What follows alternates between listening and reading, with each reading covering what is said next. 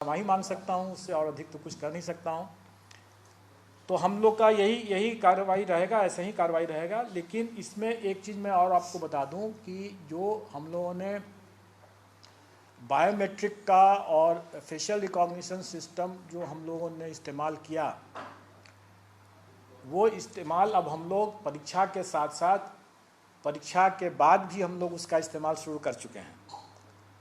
और आप लोगों ने देखा होगा कि कई ऐसे जो गलत आरोप लगाने वाले लोग जो हैं, जो अपनी नासमझी से गलत आरोप लगा रहे हैं, उनको भी हम लोगों ने फेशियल रिकॉग्निशन सिस्टम का उपयोग करके पहचान लिया कि उनका कौन सा रोल नंबर है, उनका रजिस्ट्रेशन नंबर क्या, उनका क्या फ़ोटो दिया गया वगैरह वगैरह।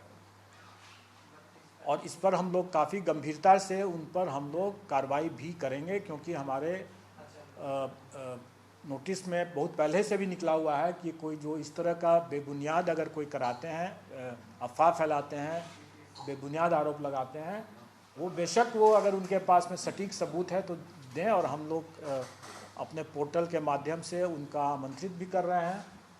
और अभी तक तो हमारे पास बड़ी संख्या में तो आया नहीं है, और ज़्यादातर लोगों की जो जो जो आया भी है उसमें हम लोग पा रहे हैं कि उनकी ही गलती है। अब उन्होंने रोल नंबर गलत लिखा और उसके कारण से उनका अगर सिस्टम ने गलत अगर टेकअप कर लिया मार्क्स, जो रोल नंबर नहीं लिखते हैं सही होता है सिस्टम कभी कभी क्या करता है कि वो निकटवर्ती जो रोल नंबर होगा उसका मार्क्स उठा लेगा, और अगर निकटवर्ती रोल नंबर वाले का अगर मार्क्स अगर बहुत कम है तो उसको भी कम ही लिखेगा। तो इस तरह की गलती नहीं करें लोग। और शिकायत अगर जायज़ है, सटीक है, उनके पास सबूत है, तो हम लोग निश्चित तौर पर सुधार कर लेंगे। मैं एक और उदाहरण देता हूँ कि हम लोगों ने इस बार जो रिज़ल्ट बनाया उसमें कई आरक्षित श्रेणी में NA लिखा हुआ था, नॉट अवेलेबल। जो लोग आरक्षण किस तरह से काम करता है वो अगर जानेंगे कि सबसे पहले हम लोग किसी भी कैंडिडेट का उसके मेधा के आधार पर उसको पहले जनरल कैटेगरी में ट्रीट करते हैं। अगर जनरल कैटेगरी में अगर वो अपने मेरिट से आ जाता है तो उसको हम जनरल मानते हैं। अगर मान लें कि अगर कोई शेड्यूल कास्ट कोई रिजर्व कैटेगरी आरक्षित श्रेणी के कोई अभ्यर्थी अगर अपने मेधा से ही जनरल कैटेगरी में आ गए और उसके बाद आरक्षित श्रेणी का कोई कैंडिडेट बचा ही नहीं, तो हम उसका रिजल्ट आरक्षित श्रेणी में नहीं देंगे, क्योंकि अपने मेधा से वो जनरल कैटेगरी में आ चुका है। तो हम उसको जनरल कैटेगरी में देंगे और आरक्षित श्रेणी में नॉट अवेलेबल देंगे। मतलब कि चूंकि आरक्षित श्रेणी में अगर कोई कैंडिडेट बचा ही नहीं, सबके सब मेधा जनरल में आ गए, तो हम ऐसी स्थिति में हम NA ही तो लिखेंगे। तो उसमें यह कहना कि हम NA लिखें, हम तो अवेलेबल हैं, फिर भी हमारा नहीं हुआ, इसलिए नहीं हुआ क्योंकि आपका तो कोटा पहले ही फुल हो गया।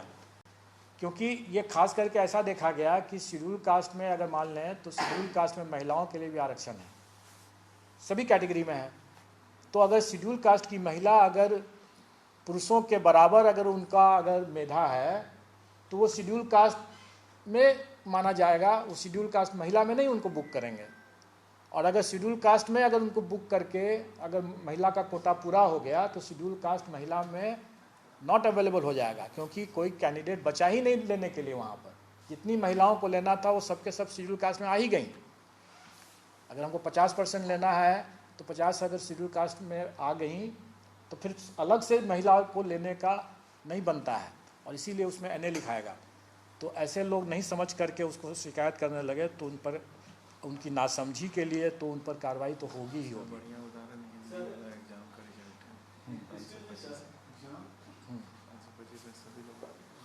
हाँ, जैसे अभी जैसे सचिव साहब आप बताएं कि एक और उदाहरण देंगे। उदाहरण है कि सबसे पहला जो हम रिजल्ट निकाले थे हिंदी का +2 वाले में, तो उसमें 3100 कुछ सीट था, 525 हमको मिला। तो अगर 3100 दीजिएगा तो उस हिसाब से हमारा जो मेधा सूची जनरल का बनता तो उसी में सारे लोग आ गए, तो सारा लोग जनरल में आ गया, तो सभी कैटेगरी में NA लिखा हुआ था। आप लोग इस उदाहरण से भी समझ सकते हैं। 500 कभी कभी कैंडिडेट जितने रिक्ति थी उससे काफ़ी कम कैंडिडेट अप्लाई किए, और जितने कैंडिडेट सेलेक्ट हो गए सबके सब जनरल में ही बुक हो गए, तो आरक्षण में जाने की जरूरत ही नहीं पड़ी उनको। ऐसे कई सब्जेक्ट्स में आप देखेंगे स्वाभाविक है कि आरक्षित श्रेणी में एनए लिखाएगा फिर। तो ये स्थिति है, और हम लोगों ने अपनी अपनी ओर से बता दिया। अगर आप लोगों को नहीं सर, हाँ बता एक चीज़ और ऐड करना चाहेंगे इसमें। पिछले बार अपियरिंग का प्रावधान किया गया था, इसमें किसी तरह का अपियरिंग नहीं होगा, और जो हमारा कट ऑफ होगा अर्हता के लिए वो निबंधन की अंतिम नहीं, आवेदन की अंतिम तिथि जो होगा वो कट ऑफ का ये रहेगा, मतलब उस डेट तक सारा सर्टिफिकेट 25/11 तक रहना चाहिए। ये बहुत इम्पोर्टेंट है सर। निगेटिव के बारे में, नेगेटिव मार्किंग के बारे में क्या बोला गया? नेगेटिव मार्किंग नहीं लागू होगा। ये आवेदन की अंतिम तिथि, अर्हता, योग्यता दोनों ना सर? हाँ सर एक बार जरा डेट कोई एग्जामिनेशन का डेट हाँ बता रहा ठीक है, फिर से बता आप बता दें। चलो मैं बोल देता हूँ। निबंधन का जो है एवं भुगतान वो 5 तारीख से, मतलब कल से 14 तारीख तक होगा। विलम्ब शुल्क के साथ निबंधन एवं भुगतान की अंतिम तिथि 17/11 होगा। और हम लोगों ने पहले बता दिया है कि निबंधन अलग क्यों रख रहे हैं और आवेदन के लिए हम क्यों रख रहे हैं, क्योंकि डॉक्यूमेंट उसी समय, निबंधन के समय ही अगर डॉक्यूमेंट भी जमा करने में, तो बोल रहे थे लोग कि साइबर कैफे में काफ़ी भीड़ हो जाती है, मेरा वाला किसी दूसरे में डाल दिया, दूसरा वाला इसमें डाल दिया। तो इसीलिए हम लोगों ने निबंधन पहले करवा रहे हैं, पेमेंट करवा रहे हैं, और उसके बाद उनको एक्स्ट्रा टाइम दे रहे हैं कि भाई आप अपना डॉक्यूमेंट जो भी लाना है अपना ले आइए 25 तक। उसके बाद 10 तारीख से 25 तारीख के बीच में वो अपना डॉक्यूमेंट सब जमा कर सकते हैं आवेदन के साथ। और चूंकि डॉक्यूमेंट जमा करने के लिए हम लोग बाद का समय दे रहे हैं 10 से 25 तक, इसलिए वो डॉक्यूमेंट 25 तक ला सकते हैं, जमा कर सकते हैं। इसलिए कट ऑफ तिथि 25 तक हुआ, और इसके बाद कोई डेट नहीं बढ़ेगा। 25 का डेट फाइनल है। डेट भी नहीं बढ़ेगा, और कोई एडिट करने का पिछले बार जो दिए थे मौका, कहीं भी एडिट करने का मौका नहीं। बाद में इसके बाद कोई एडिट करने का एक्स्ट्रा मौका नहीं मिलने वाला है। इस दरमियान से 5 से 14 के दरमियान रजिस्ट्रेशन में एडिट कर सकते हैं? देखिए 5 से 14 के बीच में जो हमारा जो स्टैंडर्ड प्रैक्टिस होता है 3 या 4 बार का है, उतना भर तो कर सकते हैं वो, लेकिन उस स्टैंडर्ड प्रैक्टिस जितना हमारा प्रोटोकॉल है उसके अतिरिक्त नहीं होगा। और इस डेट के बाद, जो इस बार हम लोगों ने डेट के बाद भी लोग जो शिकायत करते रहे कि भाई मेरा साइबर कैफे से ये हो गया, गलत कर दिया, वो कर दिया। हद तो यह भी हो गई कि एडमिट कार्ड में अगर हस्बैंड और वाइफ अगर दे रहे हैं तो हस्बैंड का फोटो वाइफ वाले एडमिट कार्ड पर और वाइस वर्सा। इतनी लापरवाही, अब इसके लिए क्या किया जा सकता है। काफ़ी सहूलियत दे दिया गया TRE 1 में। मैं उम्मीद करता हूँ कि अनुभव को काफ़ी। एग्जामिनेशन का डेट है अभी के हिसाब से 7, 8, 9, 10 दिसंबर।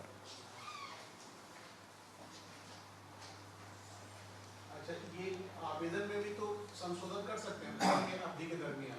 उस अवधि के दरमियान जो हमारा जो प्रोटोकॉल है, जिसमें हम लोग 3 या 4 बार देते हैं, एक बार सबमिट कर दिए तो फिर किसी तरह का एडिट नहीं होगा। और अगर आपको लगता है कि गलत हुआ है या गलती हो गई है तो पुनः रजिस्ट्रेशन करें। अच्छा, तो पुनः रजिस्ट्रेशन करके और नया आवेदन फॉर्म भरें।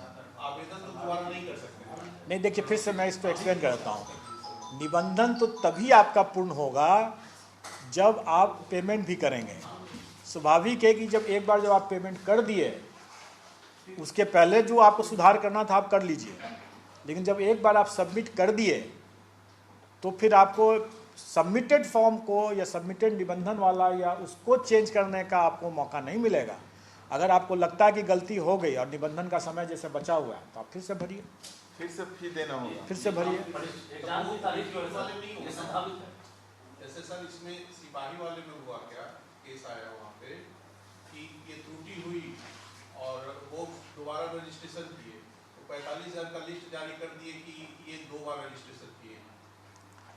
तो अगर 2 बार रजिस्ट्रेशन करते हैं तो उनको चिन्हित करके बाहर करने की कोई संभावना नहीं है? हम लोग उसको मर्ज करते हैं। BPSC में ये परिपाटी है कि अगर कोई डबल पहले भी अगर कहीं किया हुआ है तो उस रजिस्ट्रेशन को हम लोग मर्ज करके एक लास्ट वाला हम लोग करते हैं। हम लोग अभ्यर्थी को जरूर मौका देते हैं और हम लोग उसको परीक्षा के पहले उसको छांटने का हम लोग प्रयास नहीं करते हैं इस तरह से।